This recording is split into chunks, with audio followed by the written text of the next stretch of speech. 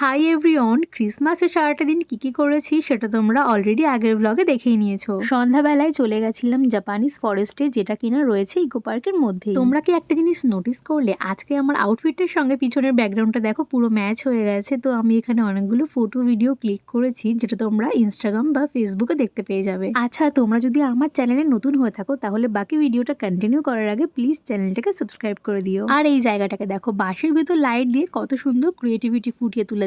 দেন এখানে আমরা প্রচুর মজা করার পরে এখন এই বাইরে চলে এসেছি, আর এসে সবার ইচ্ছা হয়েছে যে আগে একটু চা খাবো। শীতের সন্ধ্যায় এক কাপ গরম চা খেয়ে আমি তো পুরো রিফ্রেশ হয়ে গেলাম। আর আমার তো এই চাটা এত ভালো লেগেছিল, পরে আমি আরো এক কাপ নিয়েছিলাম। ওখানে আর বেশি দেরি না করে বাড়ির কাছাকাছি চলে এসেছিলাম, আর এসে যে যার পছন্দ মতো চিকেন উইংস, বার্গার খেয়েছিলাম। পাশে চলছিল মেলা, আর ওখানে না পিঠে বিক্রি হচ্ছিল। তো আমরা সবাই মিলে ভাবলাম যে খাবো, আর যেটা আমার একদমই খেতে ভালো লাগেনি। So that's it for today. ভিডিওটা ভালো লাগলে একটা লাইক করে দিও, আর দেখা হচ্ছে খুব তাড়াতাড়ি। বাই।